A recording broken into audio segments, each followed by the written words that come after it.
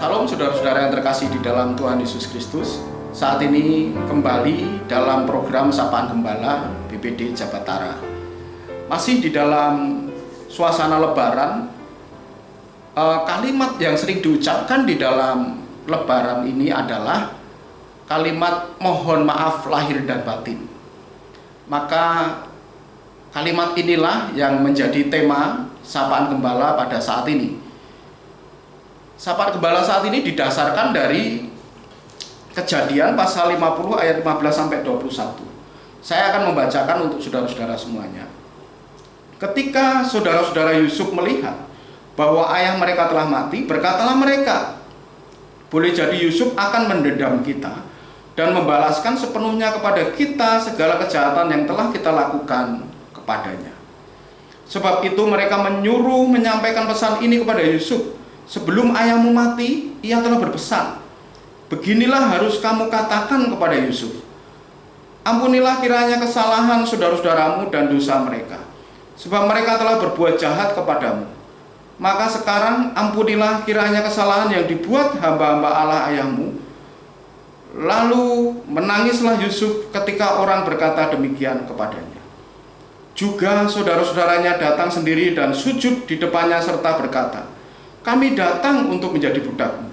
Tetapi Yusuf berkata kepada mereka, janganlah takut, sebab aku inikah pengganti Allah?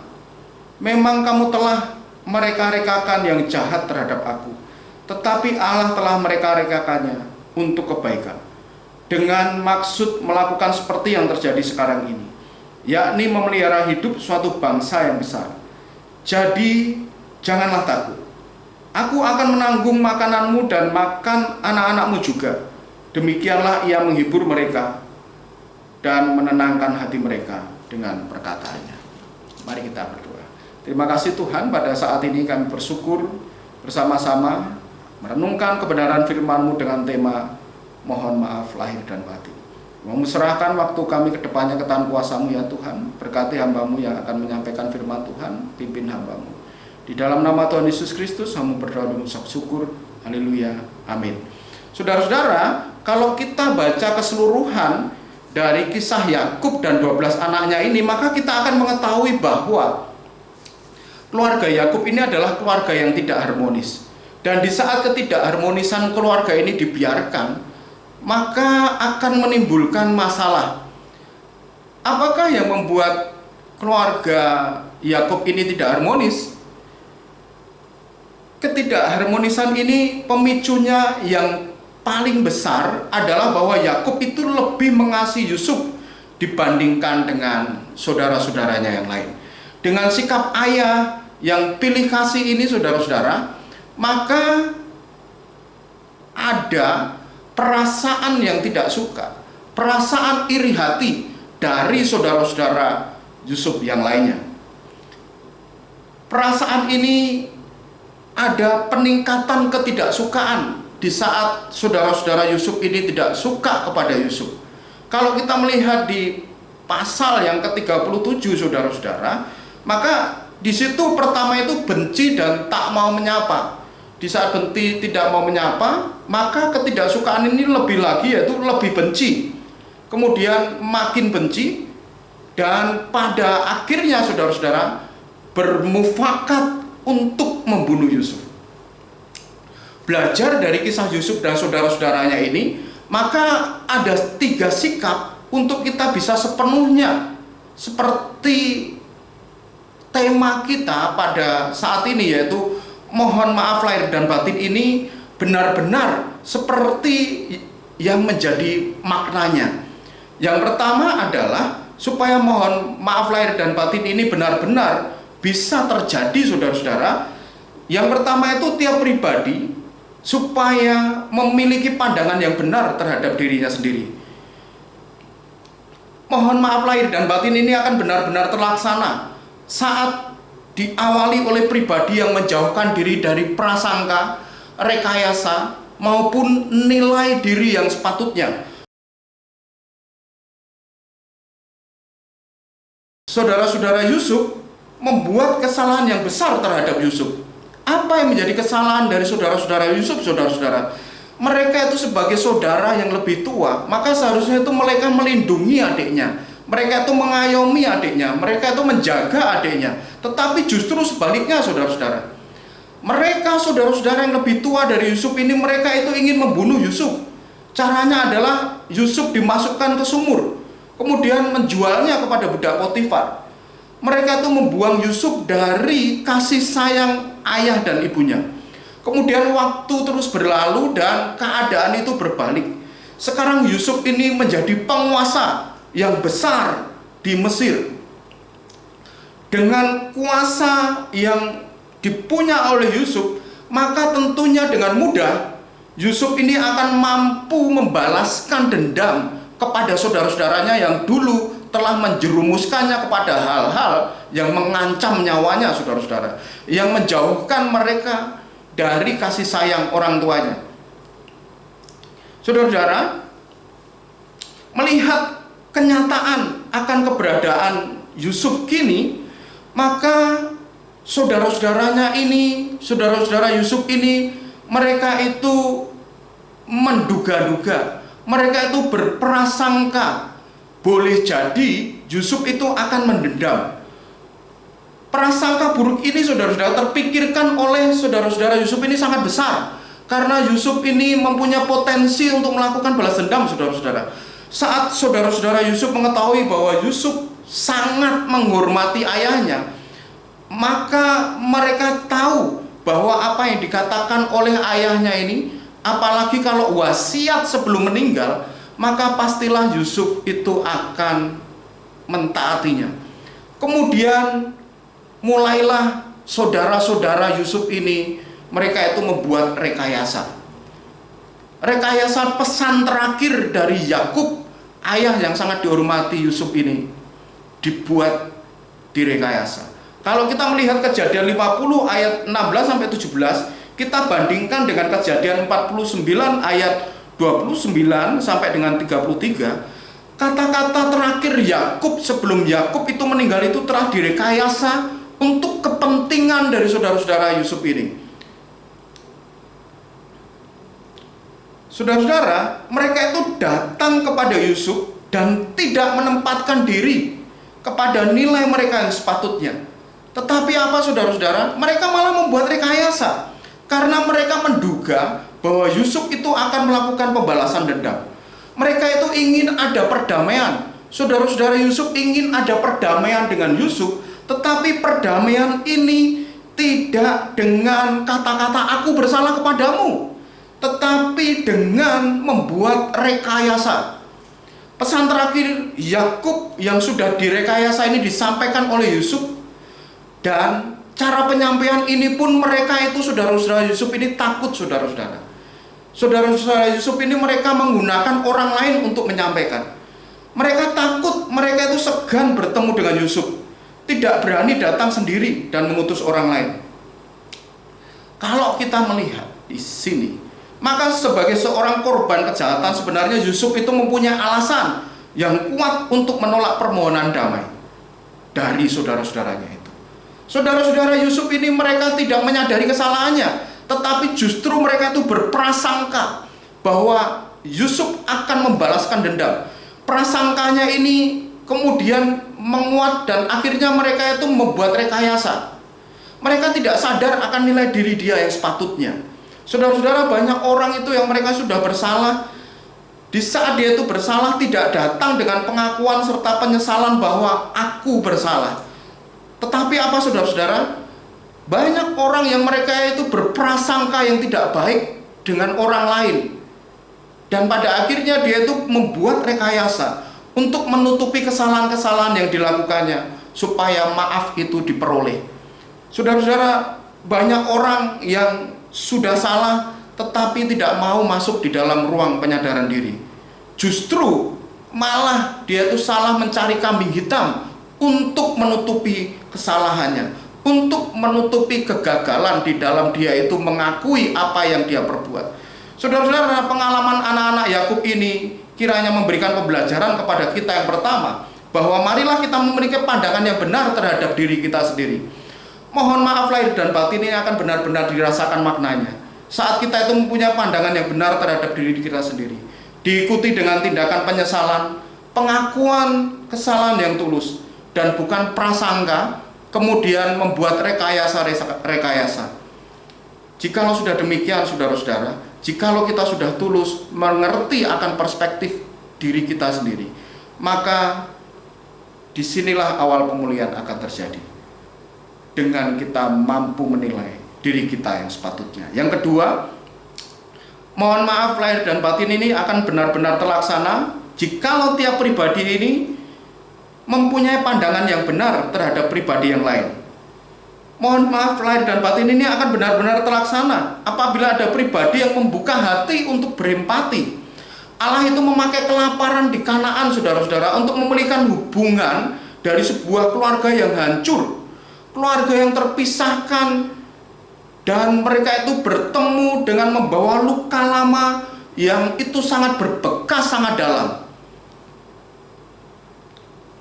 Luka lama itu akhirnya mampu diselesaikan dan memperoleh kebahagiaan setelah mereka itu 20 tahun berpisah. Di ayat 17c dikatakan di sini, lalu menangislah Yusuf. Yusuf menyadari, saudara-saudara, bahwa hati yang hancur, hati yang remuk itu bukanlah akhir dari cerita hubungan dia dengan keluarga besarnya yang telah menyakitinya. Hati yang hancur bukanlah akhir, tetapi hati yang hancur ini Yusuf menyadari bahwa itu adalah suatu permulaan hubungan untuk mengakhiri kepahitan hidupnya yang berkepanjangan. Yusuf ingat, saudara-saudara, apa yang dilakukan oleh saudara-saudaranya, kejahatan-kejahatan yang dilakukan oleh saudara-saudaranya. Ketika ada peristiwa kekurangan pangan, maka saudara-saudara Yusuf pergi ke Mesir. Saat itulah Yusuf menjadi pembesar di negeri itu. Pada saat saudara-saudara Yusuf ini menghadap Yusuf, maka Yusuf mengenali mereka, saudara-saudara. Tetapi mereka tidak mengenali Yusuf, karena Yusuf sudah kayak seperti orang Mesir. Pada saat itu juga mimpi dari Yusuf itu benar-benar terjadi. Berkas gandum Yusuf tegak berdiri, sedangkan punya saudara-saudaranya itu nunduk. Matahari, bulan, dan 11 bintang tunduk kepada Yusuf. Mimpi itu menjadi kenyataan, saudara-saudara. Kakaknya yang seharusnya melindungi tetapi malah berbuat jahat kepadanya. Sekarang mereka di dalam keadaan yang tidak berdaya di hadapan Yusuf. Setelah bertahun-tahun, saat inilah saat yang paling tepat sebenarnya untuk membalaskan dendam. Tetapi apa yang dilakukan Yusuf, saudara? Yusuf tidak melakukannya. Yusuf juga tidak lupa akan peristiwa yang dia alami. Karena itu Yusuf di saat melihat mereka, maka menangislah Yusuf. Yusuf mengingat semuanya, tetapi Yusuf tidak membalaskannya. Yusuf menerima mereka, saudara-saudara. Dia membuka hati untuk berempati. Inilah cara pandang yang benar terhadap pribadi yang lain. Saudara-saudara, banyak orang yang sulit untuk menerima kembali. Banyak orang yang mereka itu pilih untuk membalas dendam, serta tidak ada pengampunan, saudara-saudara. Karena apa? Ya karena memang luka batin ini yang sudah sangat lama diperlakukan secara jahat. Dan itu semuanya tentu akan sangat mudah dipertahankan untuk diingat.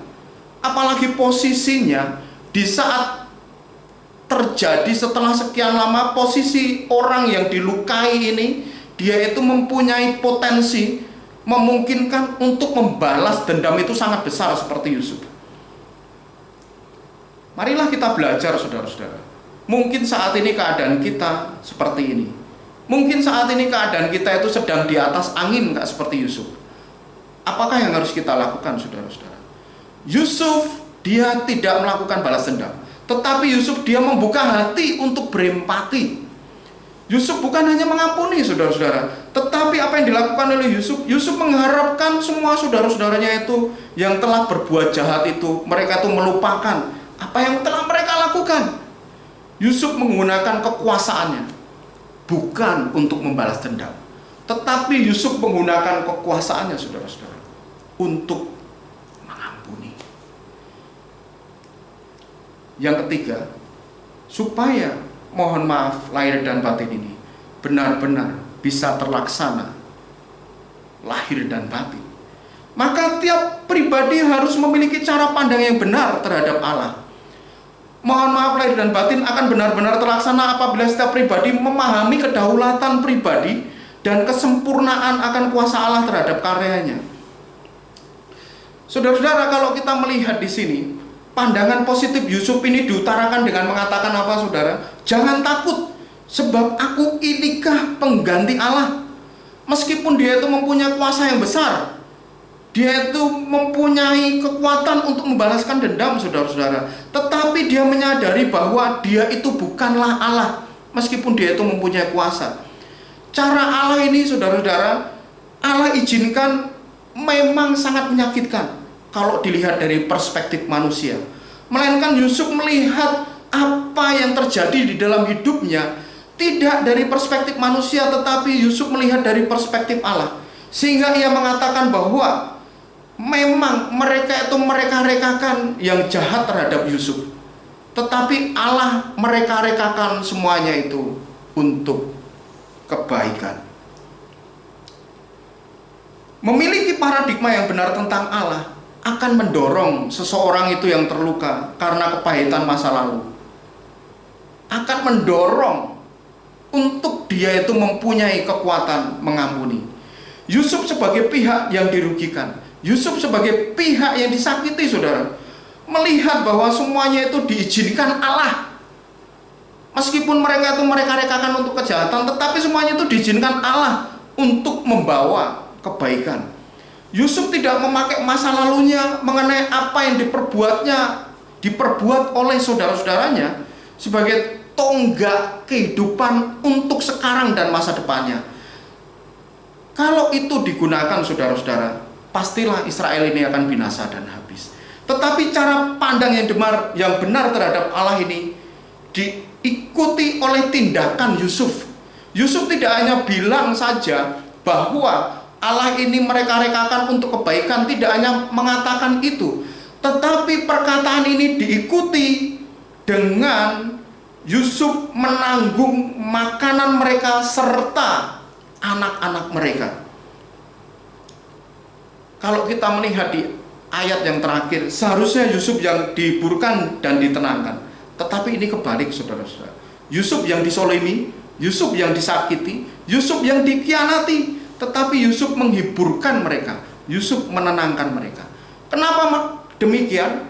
Karena Yusuf mempunyai cara pandang yang benar terhadap Allah, yaitu untuk kebaikan. Saudara-saudara, manusia tidak sanggup melupakan jeratan kepahitan-kepahitan masa lalu kalau tidak mempunyai cara pandang yang benar terhadap Allah. Manusia juga tidak punya kemampuan untuk mendamaikan dirinya dengan sesamanya. Keinginan manusia itu hanyalah balas dendam, saudara-saudara. Tetapi yakinlah, di saat Kristus itu kita percaya, maka kuasa dari darah Kristus itu yang telah berkorban bagi dosa-dosa kita pasti sanggup memampukan kita semuanya untuk memahami kesempurnaan akan kuasa Allah di dalam kehidupan kita. Meskipun seakan-akan semuanya direka-rekakan untuk kejahatan kita, tetapi di saat kita boleh untuk melihat kuasa Kristus itu lebih besar, saudara-saudara, maka kita melihat bahwa semuanya itu diizinkan Allah untuk kebaikan kita. Saudara-saudara, dengan adanya pengampunan, maka tidak akan bisa mengubah masa lalu, tetapi pengampunan akan bisa mengubah masa depan. Saudara-saudara, dengan kuasa perdamaian Kristus, maka akan menolong kita semuanya untuk mempunyai perspektif yang benar tentang Tuhan, sehingga kita tidak menggunakan kesempatan yang ada untuk membalas, untuk melukai, melainkan akan menerima dan diikuti dengan tindakan yang nyata seperti Yusuf. Terakhir, saudara-saudara, saya akan membaca untuk kita semuanya. Yesus Kristus adalah Tuhan yang sanggup memampukan kita untuk benar-benar mengucapkan dan melakukan permohonan maaf lahir dan batin. Caranya adalah, marilah kita meletakkan bagian-bagian yang hancur dari hidup kita ke dalam tangannya. Sehingga jikalau sudah demikian, maka kita akan menjadi sebuah keindahan yang jauh melampaui dari keadaan kita sebelumnya. Tuhan memberkati kita semuanya. Amin.